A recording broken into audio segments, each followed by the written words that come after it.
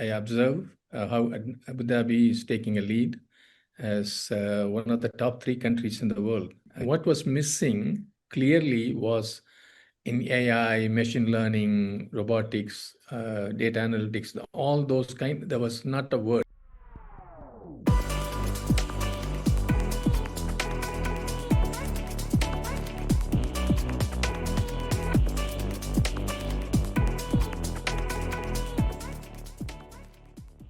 Welcome to today's episode of AI Experts, where we explore how artificial intelligence is reshaping our world. I am your host, Dr. Dilshad Ahmad, and today we are diving into one of the most important conversations of our time, how AI is transforming the education sector. Joining me is Dr. Senthil Nathan, an internationally recognized educational strategist and advisor who has helped shape universities across the UAE, India, and the USA and beyond. From launching new universities to guiding some of the world's leading institutions, including Heriot Watt University, UAE University, Zayed University, and many more. Dr. Nathan brings unmatched expertise in strategic planning, industry collaboration, and educational innovation. In this conversation, we will explore how artificial intelligence is changing classroom, influencing policy, and redefining the future of learning, both in India and here in the UAE as well. So stay tuned. This is going to be a masterclass in where education is headed next. Dr. Nathan, welcome to the podcast. Thank you, Dr. Risha. Thank you. Uh, I'm pleased to be. Thank you. Thank you for joining us. And my first question to you on this topic is that, Dr. Nathan, you have helped shape and advise universities across the UAE, India, and other countries. Can you take us through your journey in higher education, leadership, and how this artificial intelligence has recently entered that picture? Okay. Certainly. I was working as an structural engineer in the US after I completed my PhD. And I was invited to come to the UAE in 1990 to help set up just a second university in the UAE. That's the Higher Colleges of Technology. Yes, it. I came here with the Canadian Consulting Group and ended up working for Higher Colleges of Technology almost 24 years with previous, the first Minister for Higher Education, Sheikh Nahyan bin Mubarak, His Highness. And I grew in that system from faculty to dean to campus president and then deputy vice chancellor for the last 8 years until 2014. In 2014, I, along with a colleague from Khalifa University, Dean Hoke, we established a management consulting company for focusing on higher education and K-12 for the region. It was based in Abu Dhabi. And in the last 11 years, we have consulted about 60 projects, about 21 countries around the world, but quite a few in the UAE and the region. In management consulting, basically helping set up new universities or advising universities on top-level changes, management changes, organization changes, executive search, all kinds of stuff. So it's been a very satisfactory journey.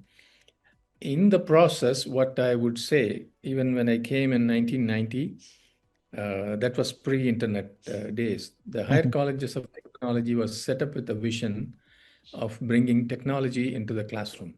So from day one in this country, I have been involved with the vision of Sheikh Nahyan to bring technology in all aspects of higher education. So it's, in a sense, this country has been blessed with visionaries like him and the president of the country.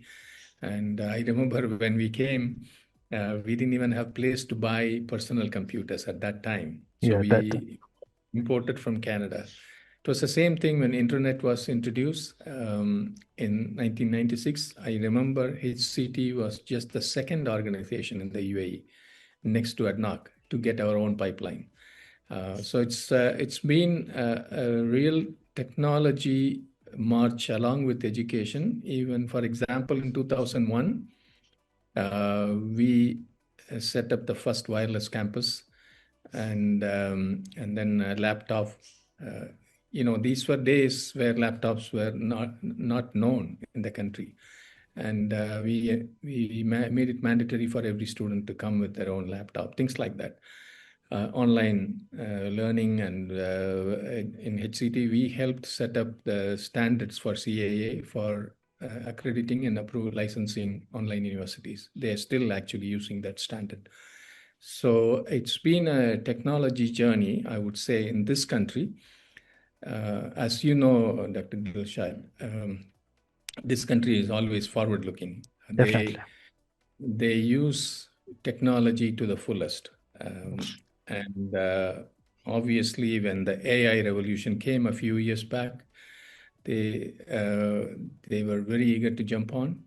So I'm not an expert in industry, but I observe how Abu Dhabi is taking a lead as one of the top three countries in the world, actually, next to US and China, to Exactly. lead innovation and patents and all that. And also to establish a first university for artificial intelligence, Mohammed bin Zayed University of Artificial Mhm. Intelligence. So all these are quite satisfying. Yeah. And at this time, actually, we are helping to set up a similar university for artificial intelligence in a neighboring country, which is not a GCC country, but really a neighboring country. And that is an amazing development for a country that's not all that developed, for them to have a vision like that. And that's where we are helping right now. Oh, well, great to know your journey. And my second question is that from your strategic advisory role, when did you first notice this artificial intelligence starting to impact decision making and operation in the education sector? It probably just before COVID, I would say, it became with the advent of Mohammed bin Zayed University of Artificial Intelligence. That was Mhm. really an eye opener for educators in the country.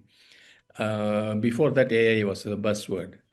But when we look at World Economic Forum reports and things like that, at that time, 2018-19, Mhm. I started looking at it for my consulting on market research for new programs for universities. That's something we do quite a bit. And the World Economic Forum projected how many millions of jobs will be lost and how many new types of jobs will be gained. And that has a direct impact on universities. The Mhm. kind of students we should graduate, the kind of programs we should offer, and the kind of programs we should close down, honestly. So that we started advising many universities. For example, one university in the UAE, in Ras Al Khaimah, they engaged us to bring in 15 new programs over the next 5 years. Mhm. And the faculty proposed about 25 programs, and we looked at what they are offering currently, and all of them were traditional. And what was missing, this is in 2018, what was missing clearly was in AI, machine learning, robotics, data analytics, all those there was not a word. So we advised them to remove some of the traditional programs Mhm. and add these programs. And management accepted, but I think faculty did not accept. And they ended up introducing only the traditional programs. Mhm. So that was, I think, 2018-19 is when we really started actively looking at the impact of AI on the real world, on the prospects of graduates. Mhm. Okay, thank you. Artificial intelligence is often seen in classrooms through tools like adaptive learning platforms or chatbots, which people are already using. But from an institutional planning and a strategy perspective, what are the most powerful AI applications you have seen? Okay. Mm. Before that, if Dr. Dilshad, if you don't mind, I'll give a little bit of Yeah, sure, sure. um, my take on this. Mhm. Uh, I'm sure you have listened to Professor Sugata Mitra Yes. with this hole in the wall experiments, and Mhm. he uh, has made some comment about education and higher education, primary education, which were designed in the 18th and 19th centuries by colonization to produce clerks, Oh. clerical people. So, because the colonizing countries needed a large number of clerks to administer empires, and so primary schools, they, as well as the colleges, adopted a factory model. They Yes. put identical and interchangeable clerical people, those who do the same thing over and over again. Okay. And even with the Industrial Revolution, that continued. So we have blocks of courses, we have the same progression, everybody looks the same at the end of the journey, so that anybody can be replaced by anybody else. There's no individuality. And also in the clerical kind of world where there is a chain of command, important skills they need were reading, writing, and arithmetic. And they became the pillars of education. And today, sadly, empires have ended a long time back. But the educational systems, by and large, especially in the developing world, they are not changed. Now, I was thinking when you asked about AI in universities, why generally educational systems resist change. It's a very interesting phenomenon. If you look at the technological change, innovation, breakthroughs, new frontiers in science and technology, these are normally initiated, produced by top research universities in the world. Okay, so primarily it is the universities that contribute to developments in the computing in the 5 decades after the World War, and the internet in the new millennium. If you look at all their background, they came from universities, Google search engine, so on. Similar to that, AI, machine learning, computer vision, deep learning, NLP, all these robotics, data analytics. If you look at all of them, they were developed primarily, first of all, in universities. That's on one side.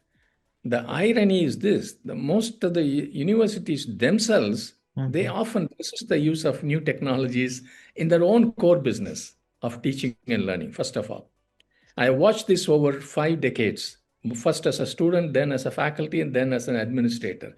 It's a very interesting dilemma.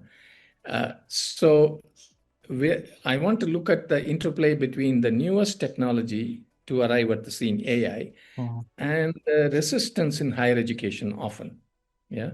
So that is one of the challenges. I can paint a rosy picture for you, but if you go into typical classrooms, even in the UAE, you will still see a lot of chalk and talk lectures, rote learning, traditional exams, traditional, memorization or reproducing. So that is the core business of universities. Of course, as you are hinting, administration, they can bring in dashboard and all kinds of fancy tools.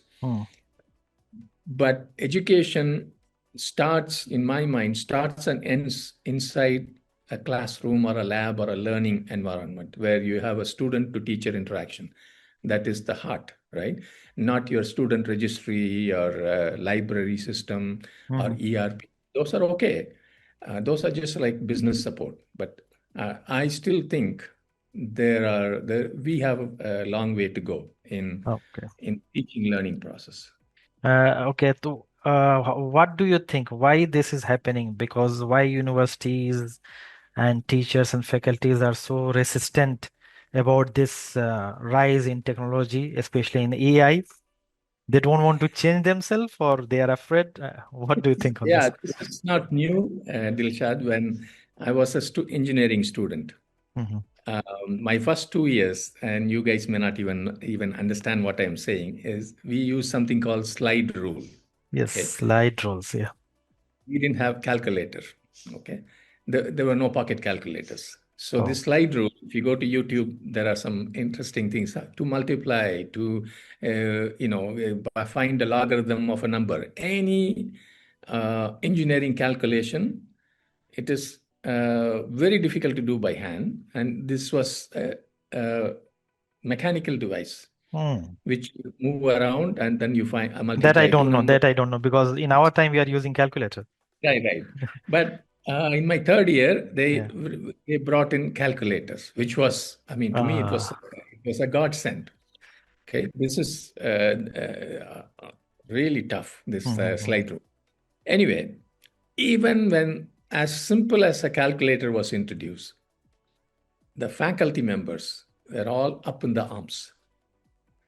Their hesitation was, they had to rework the curriculum and rework the assessments, the final exams and all that, because previously they had timed it, scheduled it based on the slide rule. Now calculator will make it easy, fast, right?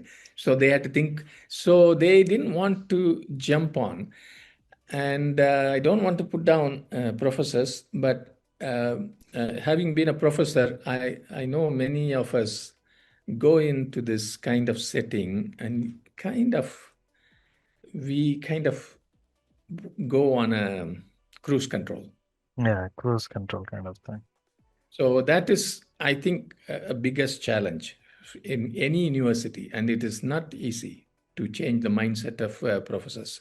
I had a colleague in HCT, he passed away. Uh, he was using notes. One time, our students found out, and he just didn't white out at that time the date. It was 35-year-old handout. So he had been using the same handout for 35 years in engineering. So you Yeah, yeah, I imagine, right? remember that. Yeah. So that is the resistance is because it's new. It involves a lot of thinking. It also challenges them to get out of their comfort zone. I'll give an example of AutoCAD versus manual drafting. Okay. Mm. When I tried to push it in HCT when I came in, so many traditional professors, they were from UK and Canada, not from the third world. They were challenging me, sketching, hand drafting skill is very Mm. important for an engineer. So I took Yeah. 3 years to phase out because they kept insisting. You can imagine, that is the mindset of however you learned Dilshad Mhm. in your undergraduate, your postgraduate. You think that is the best way, and you want to do the same thing for your Yes, student. yes, you're right. That's a problem. Not, but there is a percentage of faculty members who are forward-looking, who want to go on change with the time, but a majority they don't, and that is AI is no exception. Yes. Because when you think of AI, if you talk to an average faculty member, Mhm. they will immediately talk about plagiarism, cheating, and they're going to ChatGPT and all this stuff. Um, but our question is always, why are you giving old world pre-ChatGPT assessments today? Yes, yes. When really well, no, rather than policing it, why don't you co-op? Mhm. Try to make them think beyond this. But for that, they have to use it, right? They have to Mhm. apply themselves to understand. And then I'm not talking about technology faculty, those who are in computer science, information technology, they may probably be faster to adapt. But somebody is in mechanical engineering or business or Mhm. economics or social Mhm. science. Mhm. Those are the kind of faculty who have a hard time to learn them themselves, right? If I don't become an expert, I can't challenge students. So I think that is a key issue. Okay, okay. Thank you. I think that what do you think on this that if you want to implement this new technology like artificial intelligence into the universities and classroom, is it better to start from the fundamentals from schools or from the top level from universities? Which one you think is better? I think integrating AI Mm. is better. Mm. I'll give you an example. There is a university in Saudi Arabia, Okay. uh, King Fahd University of Petroleum and Minerals, Mm. KFUPM. Mhm. About 4 or 5 years back, they brought a president from Aramco, from industry. Even though he has a PhD from MIT, all this, but Mhm. he's from industry. Mhm. And one of the first things he did is he converted all their degrees. It's a well-renowned university in engineering and mining and so on. Yeah, I know that. All those programs, he made them AI plus. So all the students, when they come in, their general education, first year or 2 years, they will have a lot of AI. It's not about coding or anything, but using AI, understanding AI, their potential. So introduction to AI. Mm, Then they choose their majors, mechanical engineering or business administration, whatever. So it's AI plus mechanical, AI plus chemical. mm, And when I came across this university, I thought that is one very good way to inject, because then we are all speaking the same language, right? When you're in a college setting, mm, you have a foundation in what that means. You are not just using a little bit of ChatGPT for your assignments and things like that, but you really understand its potential. mm, mm, Uh, and the curriculum also has to be built on top of that, right, mm, for the future. So that is really an interesting, useful way to build it in. So it's integrated. Of course, you need to have a specialist, whether it's undergraduate, those are the people who are going to lead the industry. And I don't have to tell your computer science folks, mm, uh, they, they are introducing programs. That is actually an easy bit mm, to do a bachelor's in AI, bachelor's in robotics, or a master's in AI, all that. It's really an easy bit. mm, There's enough in the world. But what is challenging is to bring it into other curriculum in other areas, especially humanities, social sciences, things like that. How do we bring it in?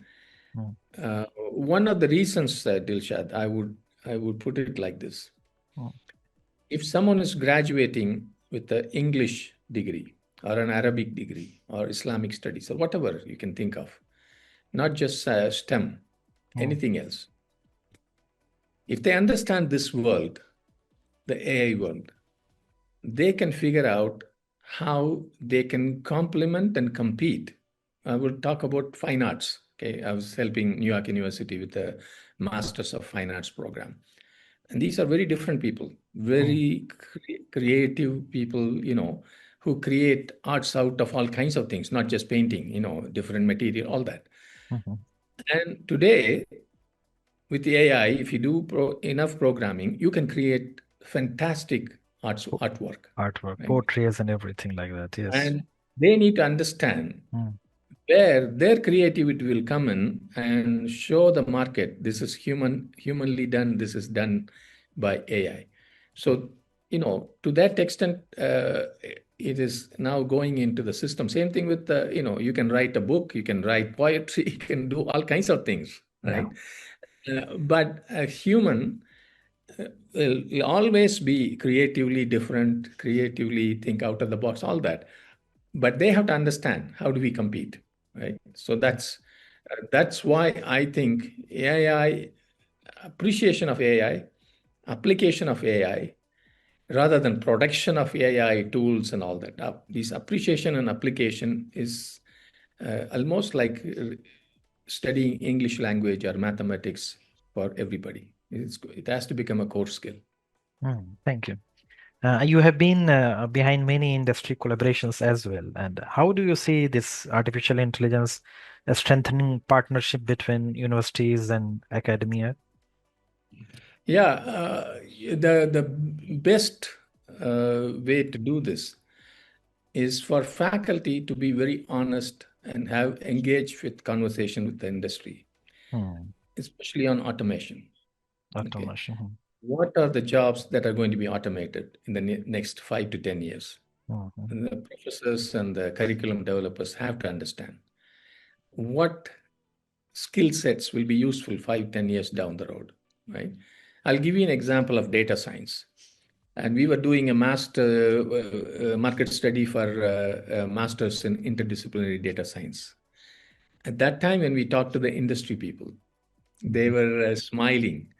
They said, today, this program will be hot cake. But the way the coding, the programming, all that is working by the data scientists themselves, they are actually signing themselves out of job by 2030. Yeah.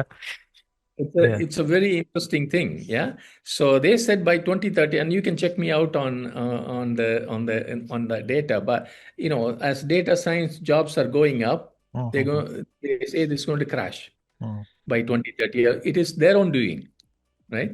So that is the kind of feedback you need from the industry. If you are designing programs, you can call something as a mechanical engineering program, but what that mechanical engineer will look like in 2030 or 35 should be and will be very different from what that person looks like today. And I think universities owe it to our graduates to understand that from the industry. So the more you tightly work with the industry, and this is changing, Dr. Dilshad, every year it's changing, right? And Every second, even, I can say, because yeah, today I've seen that OpenAI has launched this new, like Open 5, OpenAI version 5. They have launched it yeah. today itself. Yeah. Now, if you're talking about drilling, closer to home with the, Mm. the petrochemical side, so much is changing, okay, with the robotics and so on. The closer you are in touch, and the faster you change your programs, the graduate outcomes, the skills the better it is for you and for your graduates. Doesn't matter what you call a program, whatever name, but what skills you produce, it should be very closely tuned with what the industry wants. And I think it has always been the case, even the last 20, 30, 40 years. But today it is much more necessary because the world is changing much faster. Otherwise, you will produce graduates who are outdated. The day they graduate, they'll be outdated. They won't be fit. And the reputation will come back to you. You might have done a great job as a university, but they are not a fit. And you have to take the heat. So it's normally universities, they take 4 to 5 years. Good universities take 4 to 5 years to change a program. I think that's too long now. Almost annually, you have to review your curriculum and change. And that you can do only with the help of the industry. Okay, thank you. From a leadership perspective, what are the risks of over reliance on artificial intelligence in education, particularly when it comes to assessment, bias, and ethics? Okay. Uh, there's two sides to that. Let me put it one way. On the adaptive learning, Mm. I don't think there is a limit. Okay. Uh, Mm. Administrators should not constrain. Because anywhere in the world, especially in the UAE, my experience in teaching, even if I teach students with 20 students in the class, Mhm. I really have 20 different learning styles. And even as a faculty member, I know I am not doing a great service by lecturing or doing the same thing in an hour for 20 students. Mhm. Some are picking up, some are not picking up. We know things are not working out. We still do it because we have timetable, right? Yes, yes, sir. We give the same amount of material in the same amount of time, Mm. and we're using the same method, usually lecturing or simulation or lab, whatever you're doing, the same method, even though we know students are not getting it, right? Mhm. And then we put the onus on them. But with the adaptive learning, I have been trying this since 2001, when we in HCT, when we first introduced online learning for the first time in the Middle East. Even at that time, adaptive learning was a very um, exciting possibility. That online learning advantage is not only self-paced learning, but also you keep on every student can take a different learning path. Okay, it was a theory. It was an excellent pedagogical approach, but we didn't have the technology tools. So what we had to bring in the professor to teach the educational technology programmer how many learning paths. These are the learners, five types of learners, all this stuff. It was very cumbersome. It was not working. But today with the machine learning, today with the systems learning, when you are studying, when you are learning, they are studying you, right? Mm, So really, with both the software and the networking and the data capacity, with the big data, the systems can learn you. They can provide a path that is the most effective for you. I think university administrators and leaders should invest as much as possible in adaptive learning. There are tremendous tools, and more are coming. And they should not, at the end of the day, what do you want? You want your students to be successful. You want your students to be leaders. You want your students to get all the skills they can get, right? Most efficiently. You don't want anybody to fail. No educator wants a student to fail. And that is the core of adaptive learning. On the other extreme, if mm, you take out a faculty member from the equation, mm, if you take out, make it pure online learning, no intervention, assessment, everything is done by a machine, I would say you are producing another machine. There is no personal interaction, right? And you have been inspired by some professors who had that chat along the corridor. They said a word that inspired you, right? And that is the risk. If some of the administrators think they can cut cost, they can rationalize by making this automation of learning, I think they will lose out and students will lose out. And this is risk of misuse of AI. You have faculty members who are on top of this, who are mhm, looking at it, but the faculty member cannot be with the student 24 hours a day. That's when the system can help. But the students have to circle it back to the faculty member. mhm. Thank you. Um, you have roots in India and you have vast experience in UAE.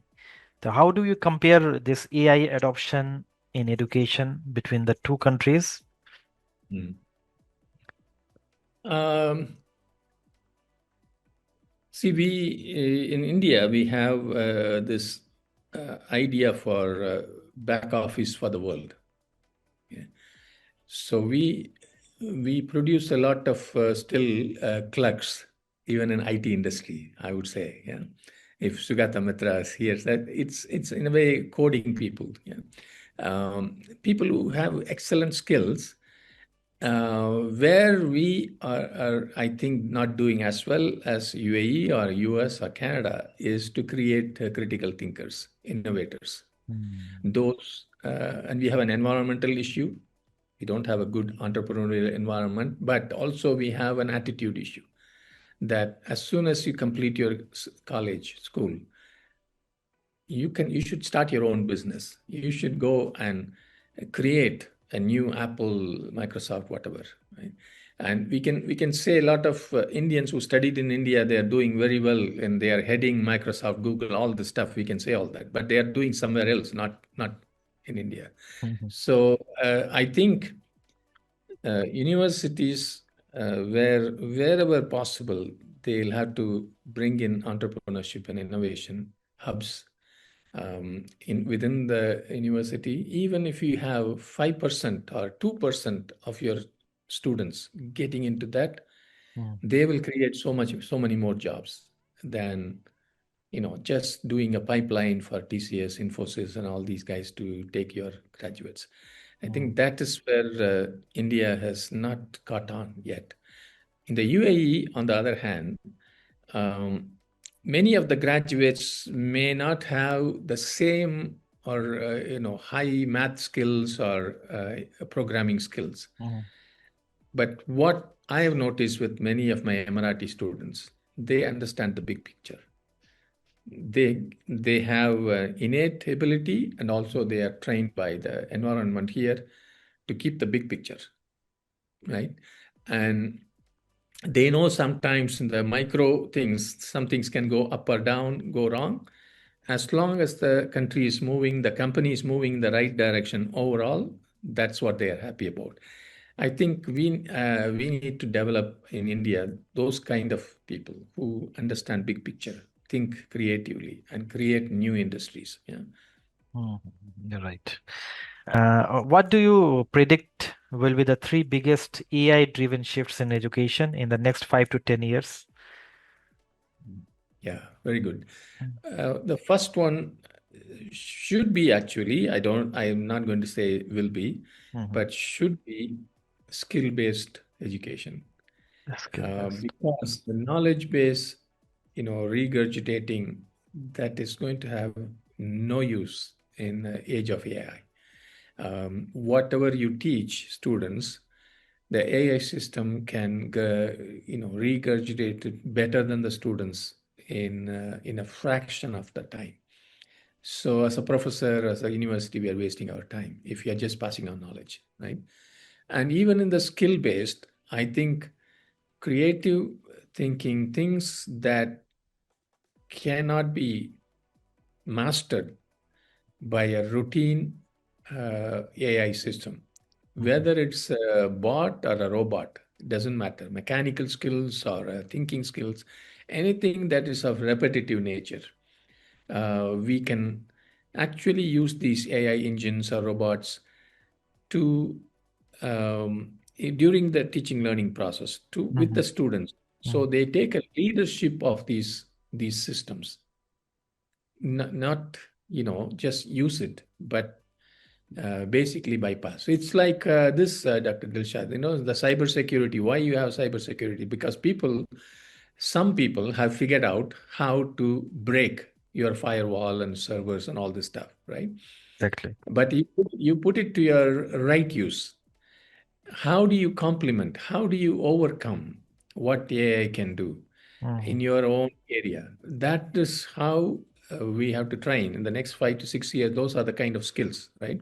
Mhm. Adaptable skills, those kind of things. That's the first. It will be a dramatic change, but it will be a change. The second one with Mhm. the AI, I think you should have two types of tutors, a face to face tutor and an AI tutor.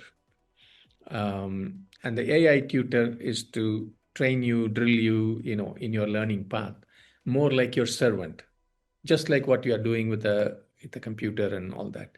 Whereas the human tutor will guide you through creative path, challenge you, all that. So that is another way I think the university will change. On the automated processing, things like that, I think that's very easy. Universities are way ahead, I think. They are working on these.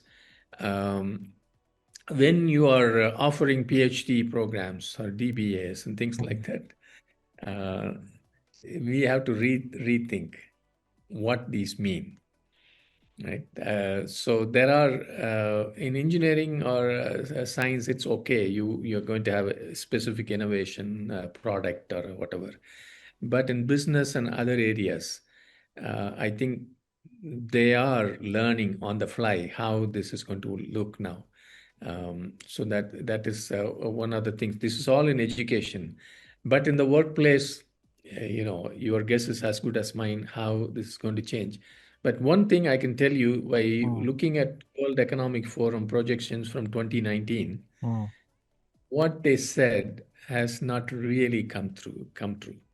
The number of jobs that should have been redundant by 2025, it didn't happen.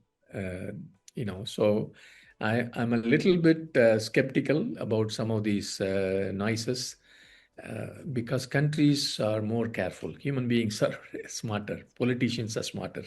They are not going to get rid of so many jobs. It is dangerous for any country, especially developing countries. Mhm. Because right now we are seeing a lot of buzzwords like AI is coming, they are going to eat all your jobs like that. A lot of layoffs and other things will start happening, and anything is happening, they are linking to this AI-driven shift nowadays. Like we Yeah, have seen that there's a cutoff in TCS nowadays, 12,000 like cutoff because of AI. But when I talk to other people there, they're told that this is because of some other reasons as well. But anyhow, let us come to the point. And what do you think that for educational leaders listening to this, what's one small but impactful AI initiative they can start within the next 6 months? Yeah. I think if they have not already done, Mhm, I would strongly urge to pilot adaptive learning in some of the most difficult programs. I'll give you an example. In the UAE, we have mhm, these foundation programs. mhm, Many university students, when they start, the first year, they struggle. mhm, Or you can call it freshman year. First year is where you have so much dropout. And it's because the high school students are not ready for a university journey. And if you introduce adaptive learning in the first year or the foundation year, you can save thousands of students from dropping out. I think in the next 6 months, if they can come up with, and there are smart systems available already, they don't have to invest a lot. But if they can jump in, I think that will help. Rather than doing these things at the end of 4 years or a PhD program or a master's, do it at the early stage. Well, thank you. Dr. Nathan, my last question is that finally, what message would you like to give to students in India and the UAE and beyond about preparing themselves for an AI-powered educational landscape?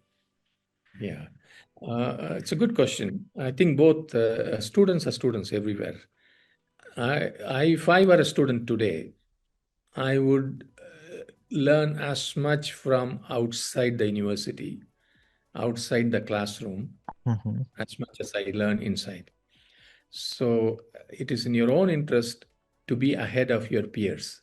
mhm, And there are so many open source courses, Coursera, Udemy, edX, all kinds of the things are available. Other than that, also there are many, many courses. AI itself, if you go to the platform, you can find courses on, um, I think that learning continuum is a habit. You get into that as a student now, it'll stick with you when you're in the job because there is no easy way to succeed in your generation. I think we had it easy. That's what I would tell the young students. You're not going to have it easy.